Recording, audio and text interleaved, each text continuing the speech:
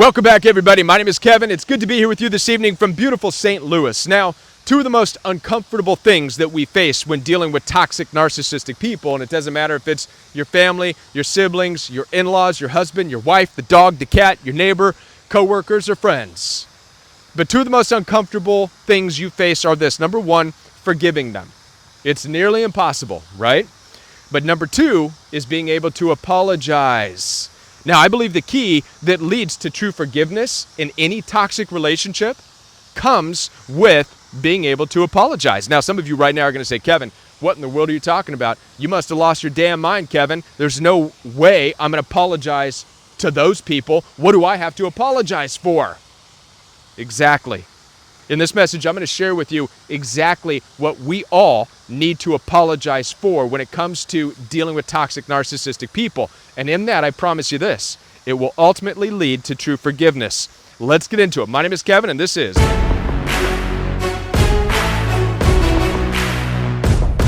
Before I do continue, let me remind you that I'm here to support you. Down in the description box right below this video, you'll find access for one-on-one appointments with me. I take telephone calls and video calls through Zoom, FaceTime, and WhatsApp, so you don't have to face narcissistic abuse alone, nor do you have to forgive them, nor do you have to apologize alone. I'm here to work with you through this, so head on down to the description box, schedule some one-on-one time with me. Let's talk about it. Also, the Rowie does have a private membership available for you where you get daily live support from me and a growing community of people from all over the world. We have weekly Zoom calls, weekly fellowship together, and so much more, all in the privacy of a members-only app. Plus, you're getting valuable insights from my first book called Revelations, which should be done hopefully before the new year. All right, so head on down, register right now, download the membership app. I'd love to see you in class and schedule that one-on-one time with me. Now, let's get into this very difficult message. As I said, we are here to talk about apologizing. And many of you right now are like, I'm out, all right, next video. I want to go watch Dr. Ramani, where I can listen to, the eyebrows, what eyebrows of narcissists look like. I'm just teasing, right? Dr. Ramani is fantastic. I love her and all of her contributions. She has amazing content, and I watch her content. In fact, everybody in the space that is helping people just like you and me, for that matter, to heal from narcissistic abuse is incredible with what they have to offer. But this is going to be a different message because we do, in fact, need to understand the power of being able to apologize and ultimately the power of true forgiveness.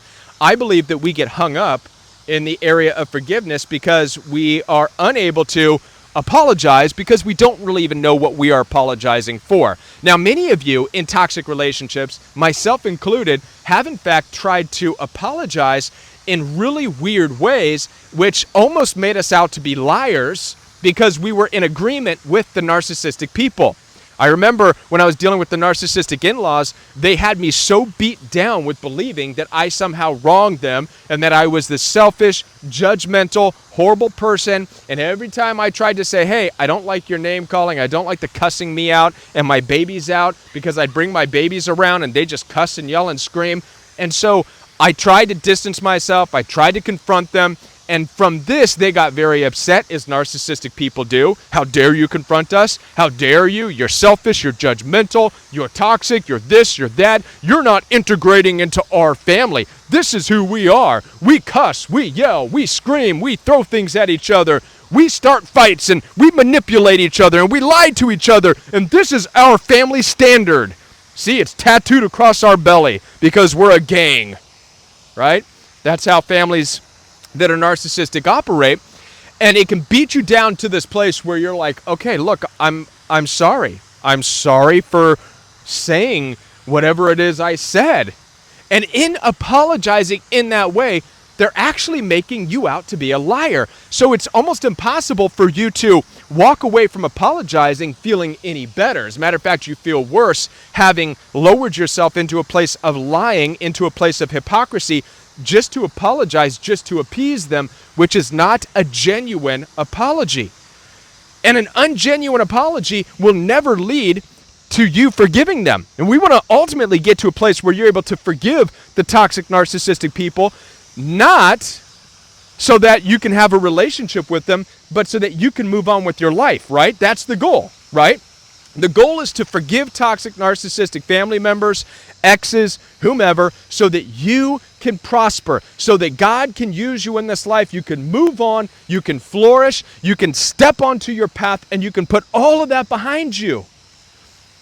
That's what true forgiveness is. It's not having a relationship with them. Many people get this confused, right? A lot of Western world Christianity and other things have you believing that forgiveness means you're able to get in with them and smile and, I forgive you, come here, let's hug it out. That's not forgiveness, my friends. That's not forgiveness. Forgiveness is getting them out of your mind, right? Because they're living rent-free in your mind, living rent-free in your heart.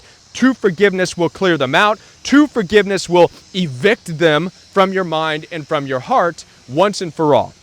In order to get to forgiveness, however, we've got to be able to apologize in a genuine way. This is the secret.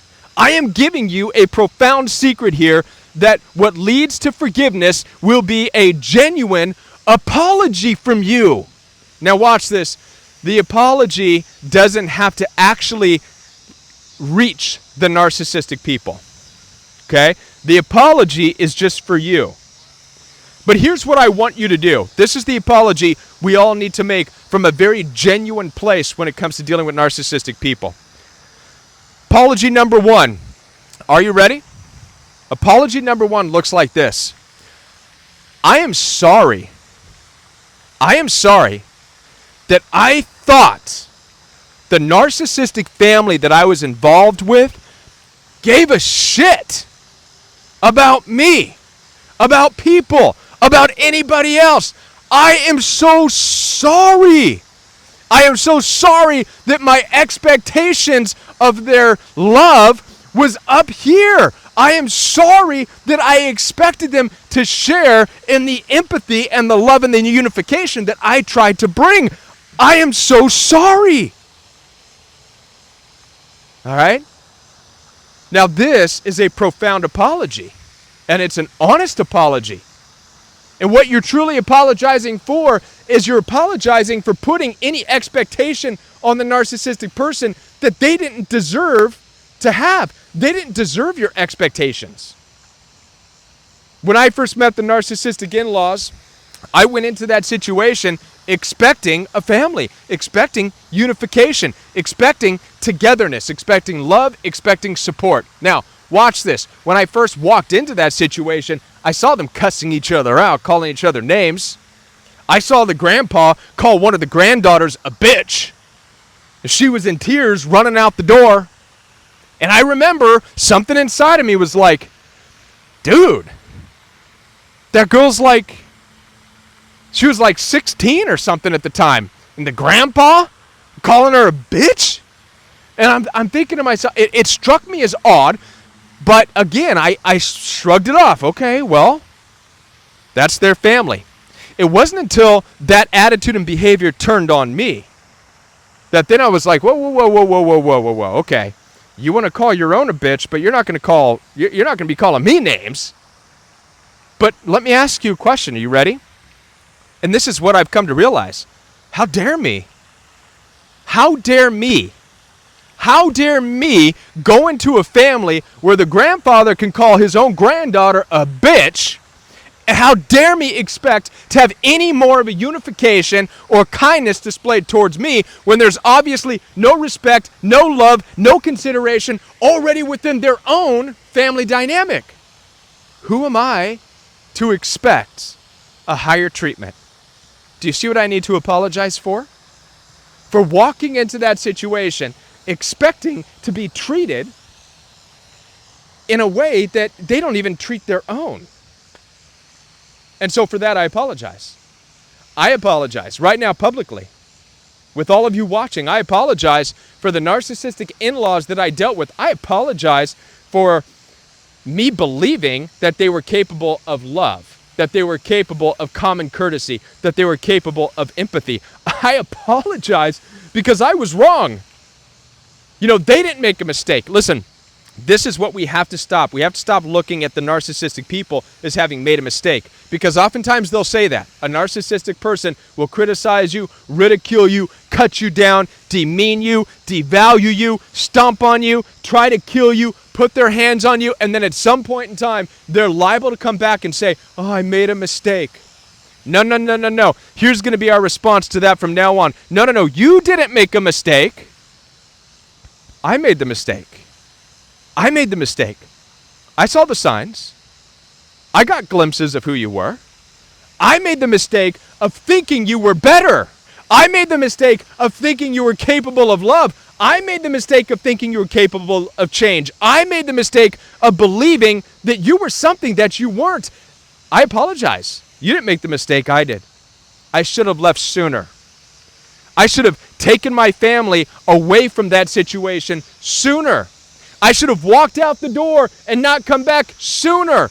This is how we need to apologize, and you need to apologize right now. You need to apologize saying, I should have left sooner. I apologize. I apologize for thinking that you were better and more loving than you are. I apologize. All right? The other one that we need to apologize for, that's one example. And again, I challenge you right now to write this down. I want you to write your apology letters right now. Write it, and it should sound something like that.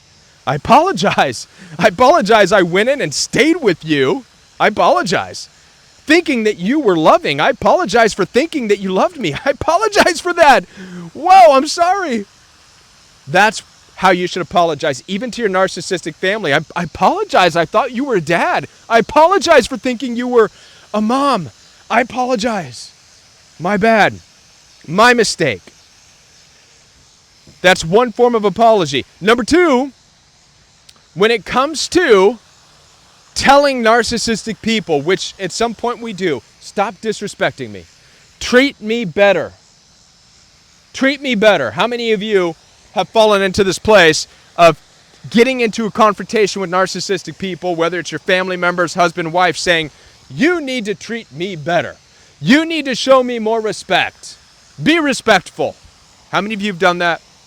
I've been there too. One time when I was dealing with the toxic narcissistic in-laws, that was my attitude. You need to be more respectful. Be respectful. I said that countless times. Just be respectful.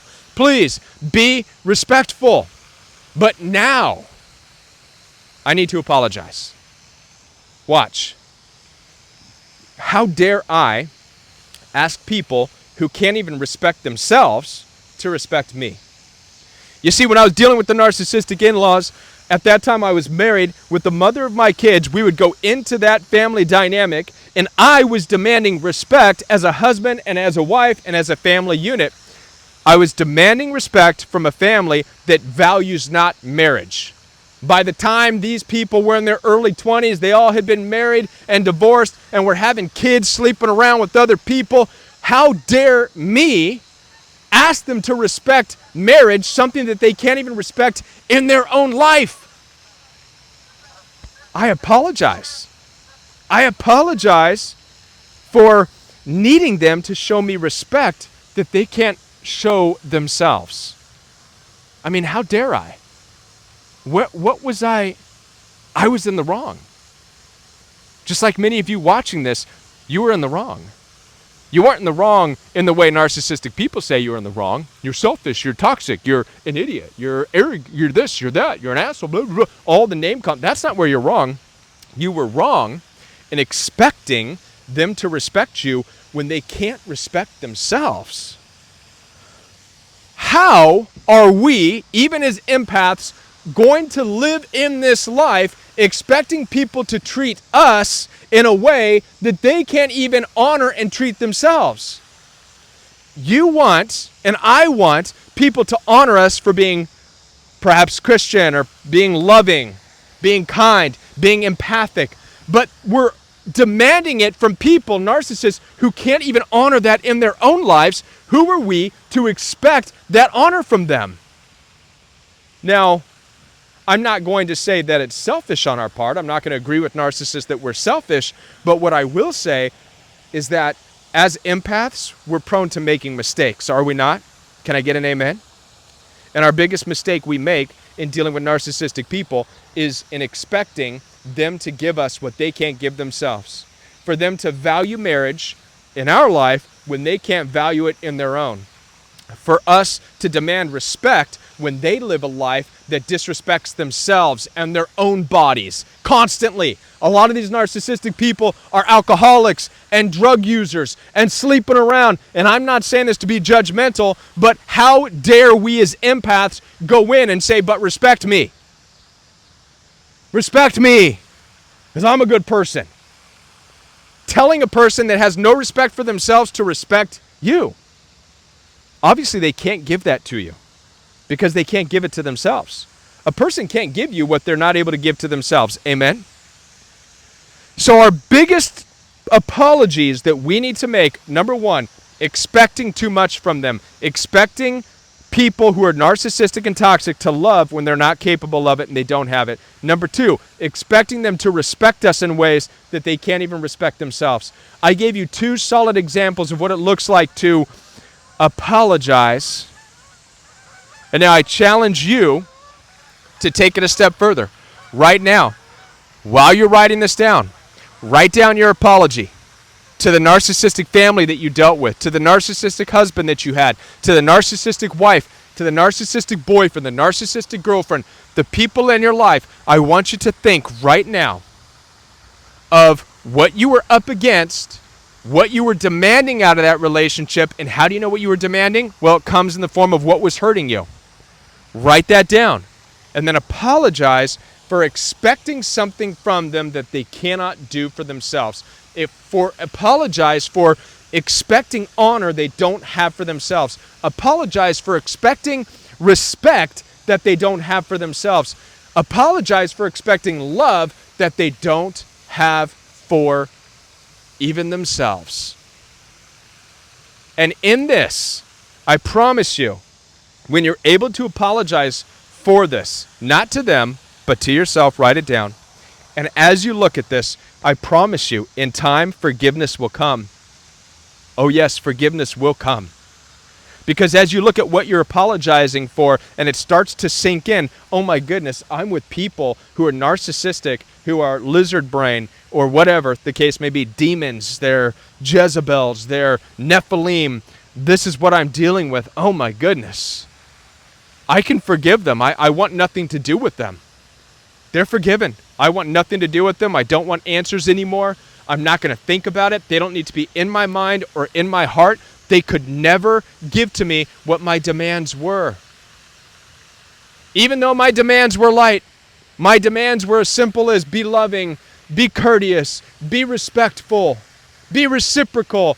These are light things. These aren't really big demands. Now, are they?